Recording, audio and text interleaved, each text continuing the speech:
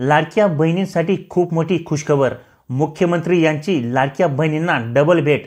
म्हणाले की लाडकी बहीण योजनेच्या 6व्या हप्त्याच्या वितरणाची सुरुवात आम्ही कालपासूनच केली आहे।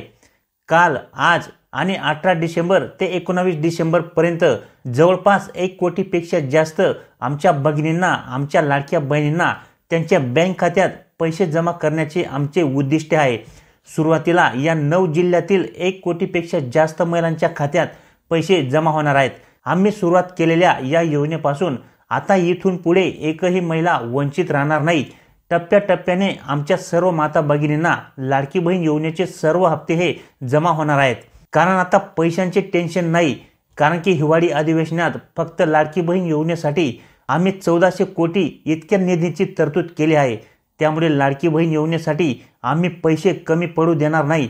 या योजनेत सहभागी झालेल्या प्रत्येक महिलेला या योजनेचा लाभ देण्यासाठी आम्ही कटिबद्ध आहोत। खूप दिवसांपासून लाडक्या बहिणी 6व्या हप्त्याची वाट पाहत आहेत। त्यामुळे आता लाडक्या बहिणींची प्रतीक्षाही संपलेली आहे, कारण की कालपासून या ठिकाणी लाडकी बहीण योजनेच्या 6व्या हप्त्याची वितरणासाठी सुरुवात शासनाकडून करण्यात आलेली आहे। तसेच 18 डिसेंबर ते 19 डिसेंबर पर्यंत जवळपास या 9 जिल्ह्यांमधील 1 कोटींपेक्षा जास्त माता भगिनींच्या बँक खात्यावरती 6व्या हप्त्याचे पैसे जमा करण्याचे शासनाचे उद्दिष्ट आहे। तसेच सुरुवातीला लाडकी बहीण योजनेअंतर्गत जो काही 6वा हप्ता आहे, तो 6वा हप्ता सुरुवातीला या 9 जिल्ह्यांमधील 1 कोटींपेक्षा जास्त महिलांच्या खात्यात जमा होत आहे आणि मग राहिलेल्या जिल्ह्यातील महिलांना देखील लगेच 6व्या हप्त्याचा लाभ हा दिला जाणार आहे। या योजनेच्या लाभार्थी महिलांची संख्या खूप जास्त असल्या कारणाने आणि या योजनेत पैसे हे डीबीटी प्रणालीद्वारे महिलांच्या बँक खात्यावरती जमा केले जात असल्यामुळे सर्वच महिलांच्या बँक खात्यात एकाच दिवशी लाभ देणे शक्य होत नाही।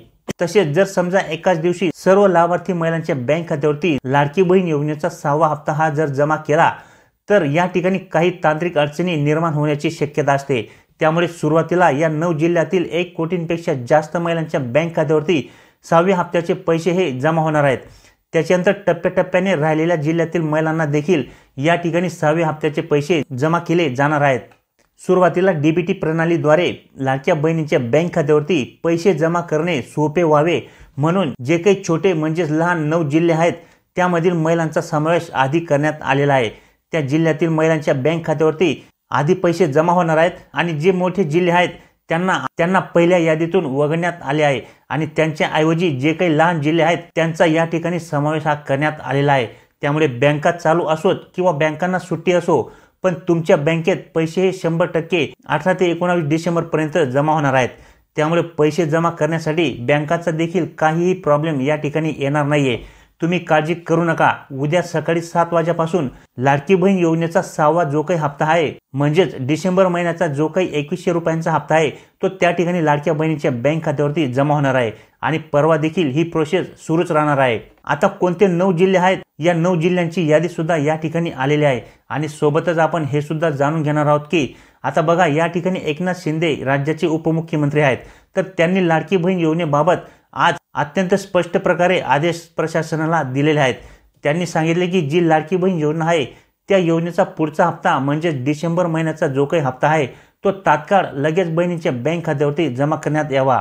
आम्ही या ठिकाणी 1400 कोटी रुपयांची तरतूद केलेली आहे। यासाठी निधी आम्ही उपलब्ध करून ठेवला आहे, तेव्हा पैशांची काही अडचण या ठिकाणी भासणार नाही।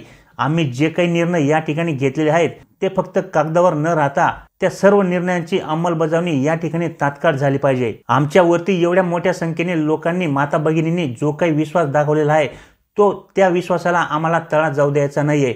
त्यामुळे या ठिकाणी लाडकी बहीण योजनेअंतर्गत ज्या काही महिला या ठिकाणी 6व्या हप्त्याची प्रतीक्षेमध्ये आहेत त्या सर्व महिलांच्या बँक खात्यावरती येत्या 2 ते 3 दिवसांमध्ये लाडकी बहीण योजनेचे पैसे हे जमा होणार आहेत। अशा प्रकारे या ठिकाणी उपमुख्यमंत्री यांनी देखील प्रशासनाला निर्देश दिलेले आहेत।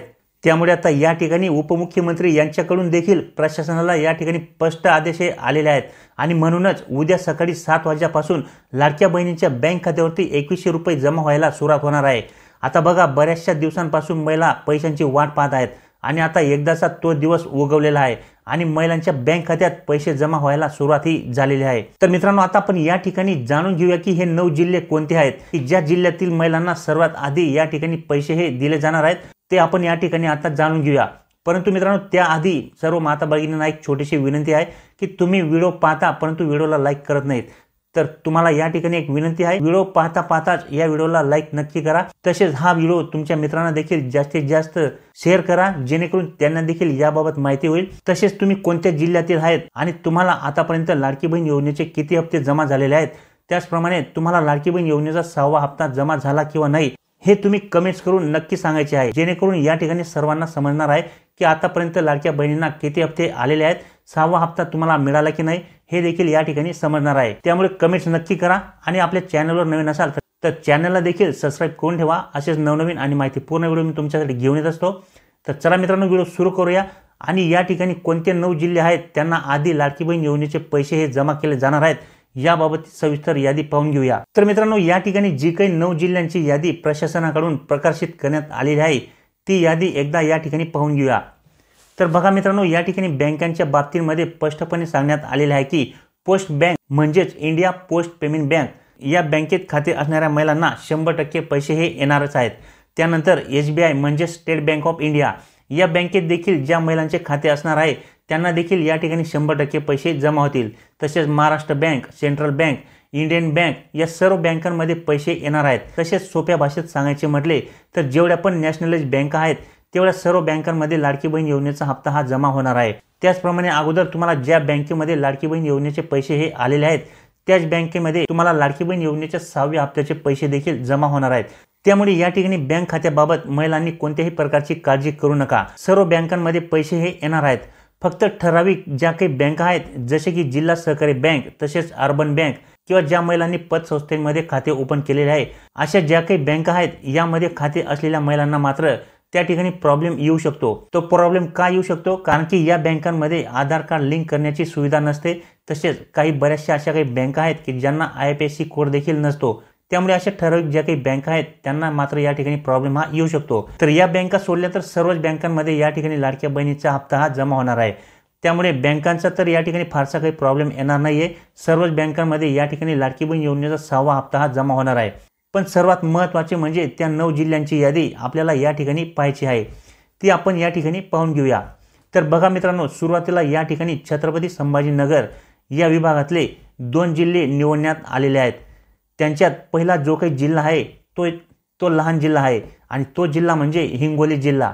होय मित्रांनो यामध्ये सुरुवातीला हिंगोली जिल्ह्याचा समावेश करण्यात आलेला आहे। त्याच्यानंतर या ठिकाणी धाराशिव जिल्हा या जिल्ह्याचा देखील समावेश या ठिकाणी सुरुवातीला करण्यात आलेला आहे। या 2 जिल्ह्यांमध्ये तुम्हाला उद्या पैसे जमा झालेले दिसून येतील। त्यानंतर मित्रांनो अमरावती विभागामधील देखील या ठिकाणी अकोला जिल्हा आणि वाशिम जिल्हा असे 2 प्रकारचे जिल्हे या ठिकाणी निवडण्यात आलेले आहे।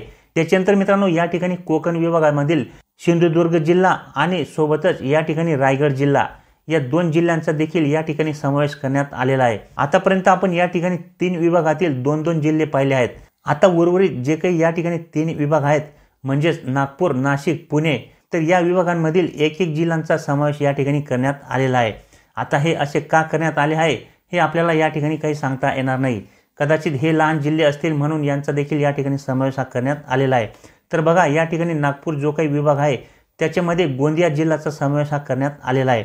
उद्या सकाळी गोंदिया जिल्ह्यातील महिलांना देखील लाडकी बहीण योजनेचा 6वा हप्ता मिळणार आहे। तर आतापर्यंत जे जिल्हे आपण पाहिले त्यात तुमच्या जिल्ह्याचे नाव आले की नाही याबाबत कमेंट्स करून नक्की सांगा। तर आता उर्वरित जे काही 2 जिल्हे आहेत त्यामध्ये आता नाशिक विभागामध्ये जळगाव जिल्ह्याचा समावेश करण्यात आलेला आहे। तसेच पुणे विभागातील जो काही जिल्हा आहे तो म्हणजे सांगली जिल्हा, आता सांगली जिल्ह्याला देखील पैसे येणार आहेत। तर अशा पद्धतीने मित्रांनो आता या ठिकाणी जे काही सुरुवातीला लहान जिल्हे आहेत त्या लहान जिल्ह्यांचा समावेश या ठिकाणी करण्यात आलेला आहे।